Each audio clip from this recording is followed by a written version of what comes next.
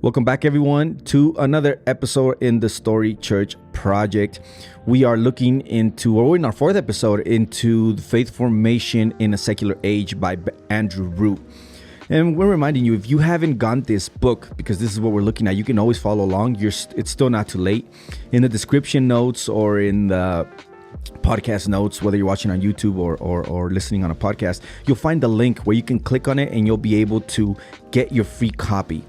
All you have to do is click on it and write in Faith Formation in a Secular Age. You'll be getting a free copy of the book. You'll be getting a free trial with Audible, since we've teamed up with them. And you'll also be supporting our channel at the same time, because we're able to produce this type of content so that it brings value to your guys' spiritual journey. So again, thank you to all of those who have already done that. We hope that you've been enjoying the book. We're going to continue this series. We're going to continue our collaboration with Audible because there's only about 1 or 2 episodes left in this series, and then later we'll be jumping on another book that's going to be also amazing and bring a lot of value to you guys.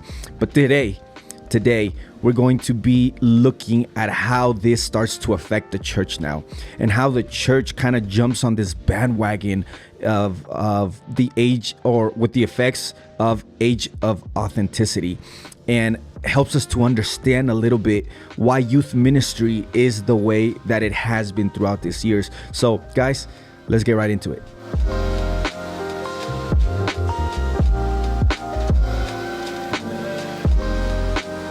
All right, so I'm not going to do too much of a recap.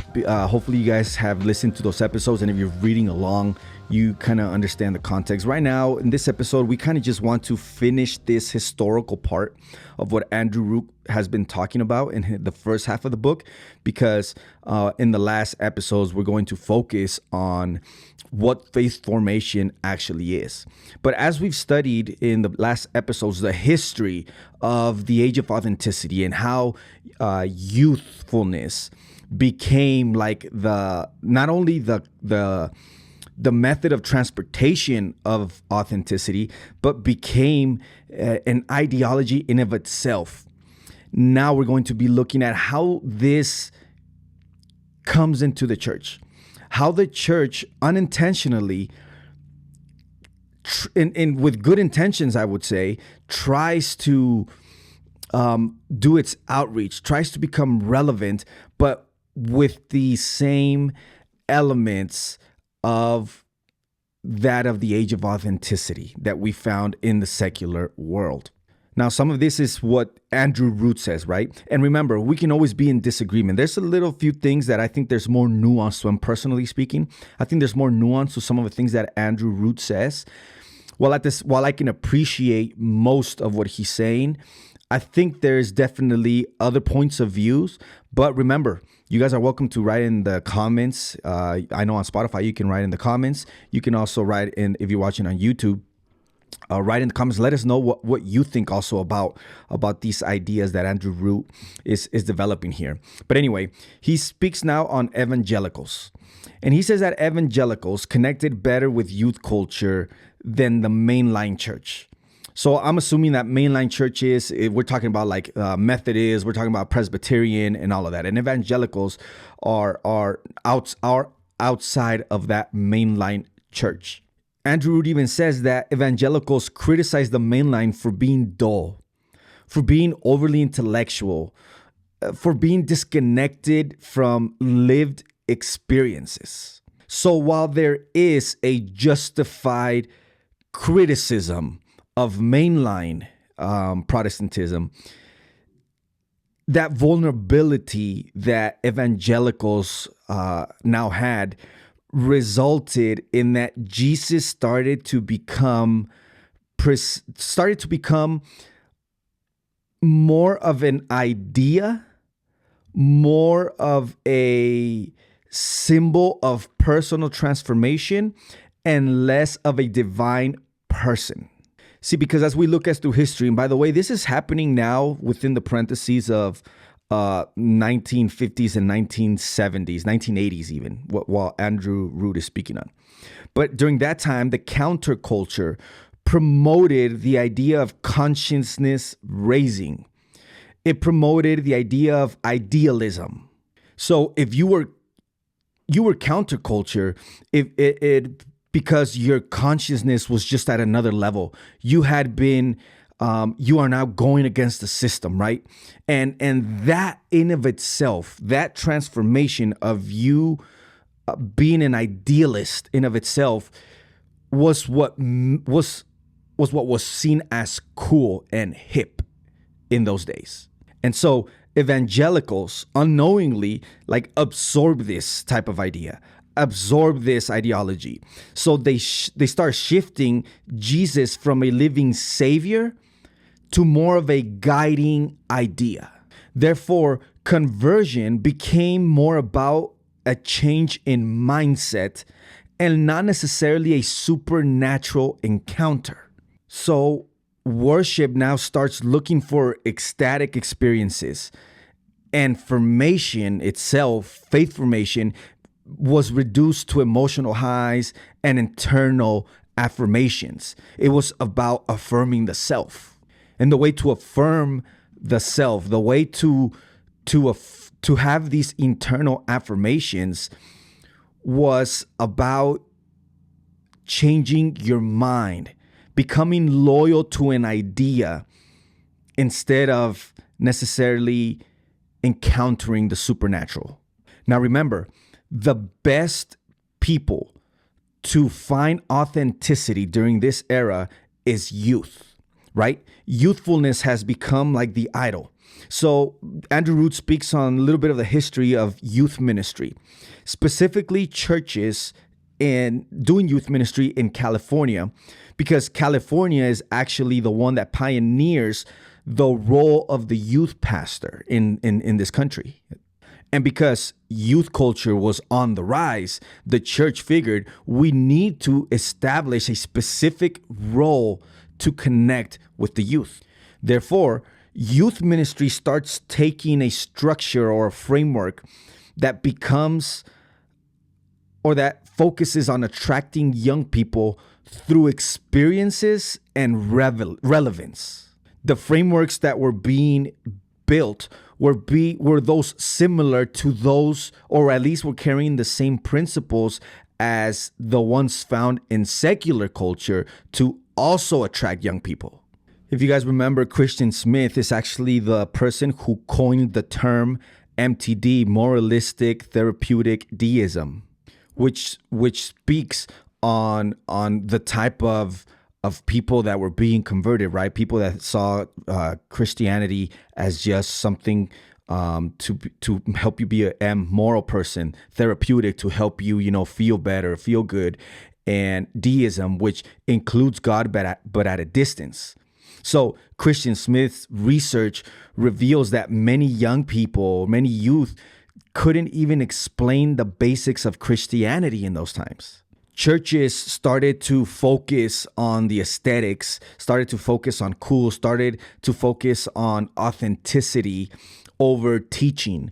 They started to replace deep faith formation with these type of things. Now, again, I need to be clear on this. Personally, two things can be true at the same time. This is a principle that I live by, right? While authenticity is important, while there are things that the church hasn't helped with, right, and has focused on that is not only not relevant, but it's not even something God is asking for. While that can be true, it's also true that as humans, we tend to go on one side of the spectrum, right? And so it does make sense that the church, not only was it looking for aesthetics, not only was it wanted to do cool things or wanted to be authentic, it started to replace it as the end goal and replacing the actual faith formation, the actual biblical structural formation that helps a faith actually become robust. So Andrew Root mentions in this chapter also, he mentions the bobo, which is a mixture of bourgeois and bohemian. Both of these he describes it as a comfort mixed with a longing for something more. So it's being comfortable, it's being good, but it mixes with that desire for something more. So he says that this type of person wants spirituality, wants to be a spiritual person, but not that kind that requires surrender or that necessarily requires discipline. Bobos is pretty much the end result of this storm that was building, right? This type of person is someone who chases meaning, but chases it through new ideas, chases it through emotional moments, chases that meaning through cool experiences. And so you find some churches falling into this trap by becoming service providers, offering, safety and authenticity for the whole family. But in a way, this kind of creates a problem because faith formation turns into now an affiliation with the right church that feels good and seems relevant. Now you have people church hopping, going from one church to another until they find that right church that makes them feel good, or that church that makes them feel relevant. And so faith formation is not about an encounter with the divine anymore through the body of Christ. It becomes where is the place where I fit in? Where is the place where my feelings and my desires, my dreams, what I'm longing for is fulfilled? That creates a huge problem according to the biblical structure of faith formation.